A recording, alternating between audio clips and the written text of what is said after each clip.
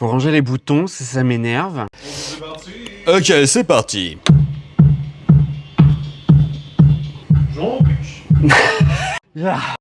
Les 10 dingueries qui me sont arrivées derrière des platines en 2025. Avec un peu de sourire. Dinguerie numéro 1, l'emploi du micro. Pour parler aux gens et des fois chanter.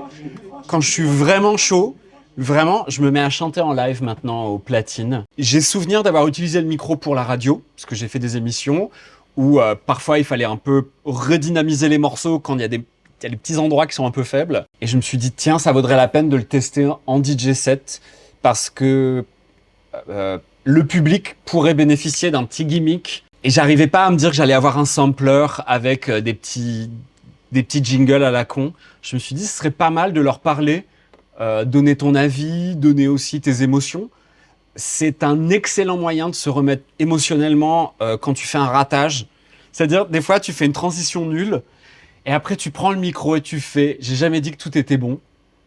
Et ça te détend parce que quand tu parles pas aux gens et tu n'établis pas une communication, tu peux, en tant que DJ, être dans ta tête et tu peux rentrer vraiment dans des tunnels d'angoisse qui sont assez difficiles. Donc, moi, ça m'a sauvé un paquet de fois.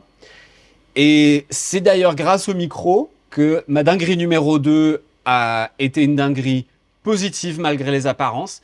J'ai eu une baston en plein dance floor. Ça m'était pas arrivé depuis hyper longtemps. Et je suis en plus en transition entre deux morceaux. Donc je suis vraiment concentré et très près de moi, je sens qu'il y a un truc qui va pas. Et c'est un démarrage de baston. Donc je coupe un channel et finalement je me dis, bah non, coupe les deux. Donc j'arrête le son et je prends un micro et je dis, je suis désolé, on a un petit problème technique. On va avoir besoin de la sécurité et tout ira bien. Et je m'excuse pour les personnes que j'interromps. Et c'est ce qui s'est passé. La sécu est arrivée super vite. J'ai vu dans le regard des gens qu'on éjectait, même eux se sentaient un peu genre, on a un peu merdé. Il y a eu un truc en moins d'une minute, tout le monde a repris ses esprits. Et puis j'ai rebalancé la musique en reprenant le micro en disant merci pour ceux qui ne se pètent pas la gueule. Et puis on est reparti. Après j'ai eu le cœur qui a palpité comme ça pendant 20 minutes, de me dire ça aurait pu prendre une proportion assez problématique très vite. Mais je suis content d'avoir été sauvé grâce à ça. Et si je peux donner un conseil à tous les amis DJ, trouvez un moyen d'avoir un micro à côté de vous. Vous forcez pas à le faire, mais dans des moments comme ça peut sauver beaucoup de choses. Moi, j'ai vu une baston pendant mes premiers shows drag il y a 15 ans, et dans un bar gay. Donc, on n'est jamais 100% safe, aussi safe qu'on pourrait le penser. Et je me suis pas arrêté de faire mon show, mais en vérité, j'aurais pu. C'est juste que j'étais très jeune et donc j'étais à moitié tétanisé et tout à fait consciente que personne te regarde. Enfin, puis t'as le droit d'arrêter, quoi. Enfin, c'est pas ça le focus, faut vérifier. Donc là, voilà, je suis contente d'avoir eu le métier et la bonne énergie. Wow, dinguerie numéro 3, elle s'est passée en Italie, à 2 heures de Milan, dans un lac privé, pour l'anniversaire d'une personnalité qui travaille dans la mode. Donc c'est un contrat assez important pour moi, c'est bien évidemment très privé, très restreint, et j'ai un cahier des charges assez lourd. Je fais toute la direction musicale de l'événement, de l'arrivée des invités, du dîner, du dessert, et je n'apparais qu'à la fin pour mixer en drague. Je dois être caché pendant toute la durée de l'événement, mais je connais très bien la culture italienne. Donc ma playlist est impeccable. Et je démarre le set et je vois ces invités qui sont en effet très élégants, très raffinés, très cultivés. Je commence pas très à l'aise. Eux, ils sont déjà bien attaqués. Et là, je réalise, il n'y a pas besoin d'essayer d'avoir l'air intelligente. On va mettre des tubes. 2, 3, 4, 5, Raffaella Carrà, Ornella Vanoni. Enfin, allez, ça part. Et ils étaient tellement arrachés qu'en fait, ils ont fini en queue leu. Et j'ai pu assister à une queue leu Gucci. C'est beau. Je te jure que j'avais vraiment les mains sur le cœur quand je les ai vus faire ça. Pour moi, c'était vraiment les bronzés. Et c'est trop mignon. Et en tout cas, même avec un pouvoir d'achat, un plouc reste un plouc. Et ça, franchement, ça fait plaisir. Allô? Dinguerie numéro 4. Les zombies et les traders. On se retrouve dans un lieu où je suis habitué. Et je travaille essentiellement les jeudis et les vendredis où j'ai carte blanche. Donc j'ai été appelé au début pour être plutôt corporate et leur public accepte que je sois un petit peu plus underground. Ça matche bien, je fais beaucoup de new wave, de musique un peu plus électronique, un peu plus hardcore et je me fais un look de plus en plus masculin et assez gore jusqu'au soir où je demande si je peux venir arriver en zombie. On me dit oui, sauf que on me change mon soir, on me met le samedi. On me prévient pas que c'est le public le plus corporate de la semaine. C'est le jour et la nuit entre les habitudes que j'avais pour le public. Et je suis arrivé en zombie, mais vraiment latex, les vêtements patinés, des trous, les lentilles blanches. Et j'arrive et la pièce est remplie de personnes en smoking avec des nœuds papillons, moyenne d'âge 55 ans. C'était humiliant. C'est humiliant. Le public, il se met à te prendre en photo ou en vidéo comme si t'étais un peu une mascotte Mickey, comme si t'étais une attraction. Je sentais un côté un peu curieux et malveillant. Et je mixais ce que je voulais mixer chez eux depuis hyper longtemps. Ça ne marchait pas. C'était horrible. J'ai été amené à faire de la musique corporate parce que c'est aussi parfois la réalité de notre métier. On ne peut pas toujours entièrement s'exprimer. Il faut aussi faire ce que les lieux nous réclament et quand c'est un public qui est là pour consommer, il faut les engager à consommer. Et si c'était pas la mission, là c'est un petit pincement au cœur. Et là ça a été le cas par exemple. J'ai dû la mort dans l'âme annuler tout ce que j'avais préparé comme travail et me mettre dans des playlists que je connais par cœur, de musique que je mets depuis des années et c'est dur de se relever. Et je crois que j'ai mis quelques jours à m'en remettre. C'est pas un top 10 que avec des bonnes nouvelles. Hein. Il y a aussi des trucs durs. Mais voilà, la bonne nouvelle aussi, c'est que la programmation m'a envoyé un mail ce matin et elle s'est platement excusée. Et ça, c'est la super classe. Comment j'ai mixé allongé sur une armoire à 3 mètres de hauteur? Alors, ça se passe cet automne à Bruxelles. Là, je peux les call out parce que c'est vraiment une dinguerie. Ça n'est possible que là-bas. Ça se fait au Musée de l'Histoire européenne de Bruxelles. Je suis booké pour mixer durant ce qui est l'équivalent de la nuit blanche là-bas. Donc, after work avec des activités artistiques et festives. Et on ne sait pas pour quelle raison. Le jour J, mais 2 heures avant l'ouverture des portes, le directeur de la sécurité refuse la scénographie initiale qui était prévue pour la DJette, moi, en drague. Beaucoup de tension entre l'organisation de l'événement et la sécurité, et moi tout à coup j'interviens en disant « Écoutez, ne nous fâchons pas, trouvons un nouveau processus créatif qui nous fait plaisir et qui ne met pas en danger les œuvres de l'exposition. » Ce qui est le problème principal pour cette personne responsable de la sécu. Donc je regarde dans les couloirs du musée, puis là il y a un hall assez triste, assez impersonnel, un peu trop grand, dans lequel je me dis, si je mixe normalement là-dedans, je vais me sentir seul, ça va pas être possible. Il faut que je trouve une scénographie qui me fasse kiffer, quoi. Et je sais pas pourquoi, j'ai vu ces armoires à 3 mètres de hauteur, et je me suis dit, mais moi je vais mixer au-dessus. On a mis les platines en billets, en S. Et moi, j'ai mixé allongé sur le flanc gauche avec une main qui me tient à la fois et seule la main gauche. Enfin, déjà, artistiquement parlant, c'était quand même quelque chose. J'ai toujours voulu mixer allongé, mais jamais je me suis imaginé mixer à 3 mètres de hauteur sur une armoire. Et les armoires n'étaient pas fixées au sol. C'est en termes de sécurité, d'assurance, enfin, c'est le truc le plus dangereux de la Terre. Mais la sécurité des œuvres n'a pas été mise en cause. Une what the fuckerie, pas possible. Et le lendemain, l'équipe en turnover de sécurité a collé un procès-verbal à la personne qui a fait la désinstallation technique Alors que j'avais pas du tout eu l'info que moi j'y ai passé plus de 2 heures. L'Europe. T'as des photos de ça? Ouais, j'ai une story si tu veux. C'est bon. C'est pas possible quoi. C'est pas 3 mètres. La platine, elle était vraiment ici. Non, mais c'est quand même très marrant. Cette image-là. Ça ne veut rien dire. Qu'est-ce qu'elle fait la folle du bus là? Non mais la folle du bus. Et pourquoi il y a marqué dictateur dans le mur quoi? C'est pas vrai. Dinguerie numéro 6. Comment j'ai mixé en lumière service. Donc ça s'est passé dans l'institution publique, de clôture de festival, un gros théâtre en plus, qui avait beaucoup de moyens.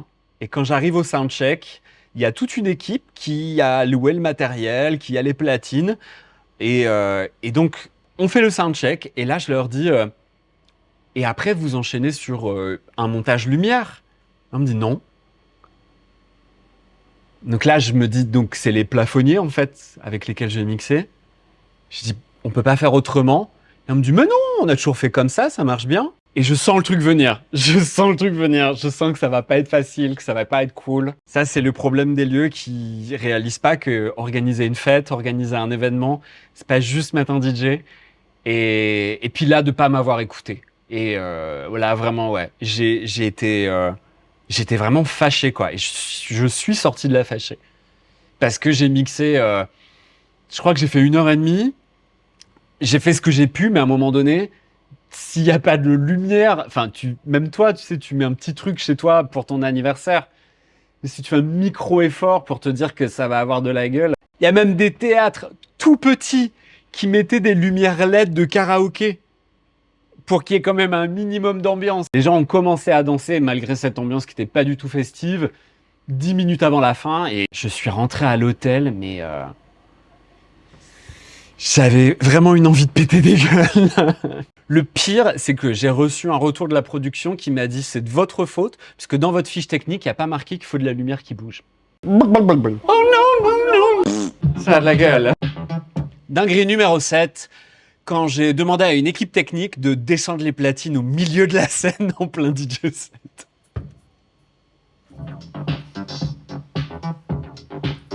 Et ils ont dit oui. Je suis vraiment l'after show d'un cabaret. Problème de programmation et de communication, on est dans une salle de 600 personnes et il y en a 20. Souvent on book un DJ pour mettre l'ambiance après l'activité principale. Et nous, on se retrouve à ambiancer une salle qui est en train de partir. Ça, c'est vraiment la réalité du métier. On n'est pas toujours en train de vivre notre best life. Et également, c'est pas parce qu'on book un DJ qu'il va y avoir une fête. L'un n'oblige pas l'autre. Et là, vraiment, c'est pénible parce que je me démène pour faire ce que j'aime, faire vraiment un set qui a de la gueule, qui a vraiment un cachet, qui a un style, ça donne pas envie de rester. La salle est trop grande, l'ambiance ne prend pas et je suis sur la scène, très loin, très haut. Passé 40 minutes, je me sens vraiment pas bien. Je sens qu'il y a quand même encore 10 personnes qui restent là pour moi et moi je suis hyper éloigné, je comprends pas ce qui se passe. Enfin, je trouve ça trop bête et j'ai une équipe technique, il y a 10 personnes, hein. Enfin, c'est vraiment des grosses machines, qui est là et qui s'ennuie, qui a les mains dans les poches. Et je vais leur demander poliment, je leur dis, excusez-moi, est-ce que vous pensez que c'est possible de prendre le matos et de le mettre au niveau du sol avec les gens? Parce que, déjà qu'ils sont pas nombreux, on est tellement loin les uns des autres, enfin, c'est bizarre, c'est triste. Et puis, en fait, vous vous faites chier, je me fais chier, allez. Et ils ont dit oui. Et ils ont réussi à bouger tout ça sans couper le son. Donc ils étaient quand même 4-5 avec les tables et les câbles. Et ils ont été des amours. Et j'ai fini mon set avec l'équipe technique, avec le public. Je me suis éclaté dans le sens où j'ai fait ce que j'avais à faire, avec les moyens qui m'étaient donnés, à ma limite. Mais en tout cas, je suis content que l'équipe technique a compris un peu mon désarroi et mon envie de me responsabiliser en tant que DJ. De pas juste être quelqu'un qui fait juste ce qu'on lui demande. T'as aussi un petit quelque chose qui clignote chez toi à base de... En fait, on a aussi le droit de dire comment ça marche ou ça marche pas. Les lumières service, ça rend service à personne.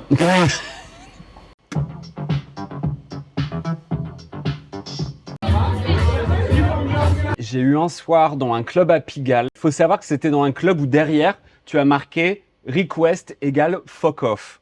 Donc, ça veut bien dire ce que ça veut dire. Et le mec est arrivé sur moi à 3h30 du matin, mais vitreux, mais sur une vitre en fait.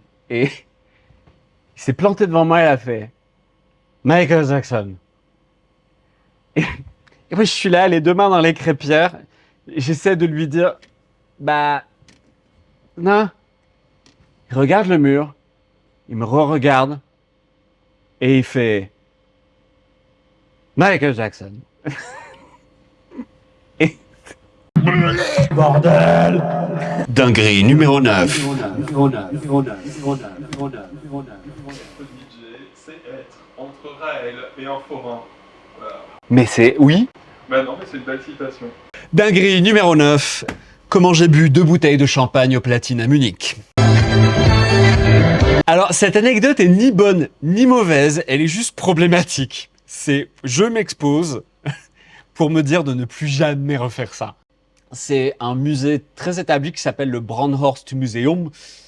Et les équipes et le public est adorable. Il y a énormément de pointures musicales qu'on a enregistrées à Munich. Donc le fait d'avoir le fait d'avoir un créneau où tu vas mixer à Munich, moi ça me fait toujours un petit moment. Je suis ému. Je suis vraiment ému. Tu sais que Donna Summer vient de Munich. Dans mon rider, moi, j'ai ma fiche technique et il y a une bouteille de bulle. Sauf que là, j'ai 5 heures de set. Ben, je bois un verre, je bois 2 verres, je bois 3 verres et je pense passer 3 heures de set. J'ai fini la bouteille. Donc, je vais bien. Et là, il y a quelqu'un dans le public qui comprend que j'ai un truc avec le champagne au platine et qui revient avec un seau, qui en met une deuxième. Et là, vraiment intérieurement, je fais ça va pas aller. Ça va pas aller. Ça va pas aller du tout. Et il s'est servi dans la bouteille aussi. Il en a passé à du monde autour de lui. Mais j'ai quitté les platines et j'ai vu que la deuxième bouteille était vide. Et là, j'ai paniqué. Là, je me suis dit, il y a un problème avec l'alcool, biche. Ça va pas. Donc, voilà. C'est mon dossier 2026. Faire attention. Ça s'est terminé. J'ai réussi à prendre mon taxi. Je suis rentré à l'hôtel, tout seul, sans parler un broc d'allemand. J'étais en plus sur des chaussures très hautes et une robe tellement serrée que j'avais du mal à m'asseoir dans le taxi. J'ai réussi à rentrer parce qu'évidemment, passé une certaine heure, il y a tout un truc avec des codes, avec des grilles. Il n'y a plus personne dans, dans les halls d'entrée pour t'accueillir. Et t'es arrivé il y a 2 heures avant, donc t'as aucune idée de où t'es, le quartier, qui appeler. Enfin, tu peux vite être en danger. Mais j'ai réussi mon coup. J'ai commandé 3 kilos de gras. J'ai mangé ces 3 kilos de gras, 2 litres de coca et j'ai réussi à prendre mon avion le lendemain matin. Et j'étais au boulot. Ouais, j'étais au boulot à 14 heures, je crois. Pas fier. Et j'espère que ça ne se reproduira plus. Donc, moralité. Moralité, l'Allemagne, méfiez-vous des schleux. Méfiez-vous des Allemands. Méfiez-vous des Allemands. Michael Jackson. Ah, la dinguerie numéro 10. Ça, c'est une super anecdote. Et ça s'est passé ici à la Casbah. C'est le pool de DJ. C'est une soirée qui s'est passée pendant l'été où la direction a décidé de faire un All Stars de DJ. Donc en fait, tous les talents de l'établissement dînent ensemble, font connaissance, parlent d'influence musicale, de parcours, de nos métiers alimentaires, puisque, on va pas se mentir, on est très peu à vivre de ça. Et ensuite, on a mixé 1 heure chacune, ici, et donc on s'est écoutés mutuellement. Et moi, je suis sorti de là émerveillé. C'est la première fois que je prenais le temps de faire connaissance avec des collègues, autrement que dans une loge, juste avant d'aller mixer. Faire connaissance avec nos vies aussi, les gens autour de nous, de ce qui nous pousse, et ensuite prendre le temps d'écouter les collègues un par un, sérieusement. Et c'était... moi, c'est un de mes plus beaux souvenirs ici, je crois. Arrête avec ça. Et ouais. Conclusion. Non, merde. Ouais. Voilà, les 10 plus grandes dingueries qui me sont arrivées au platine en 2025. C'était une année chargée en bizarreries, donc je trouvais que ça valait la peine de prendre le temps de raconter ces histoires.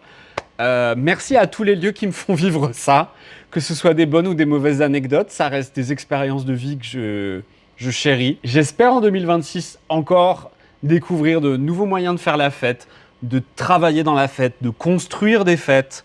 Merci aux gens qui viennent m'écouter, que ce soit des gens qui me connaissent ou pas. Merci à tous les lieux qui m'ont fait confiance pour toutes les fois où j'ai pris des chemins artistiques très étonnants. Rendez-vous en 2026.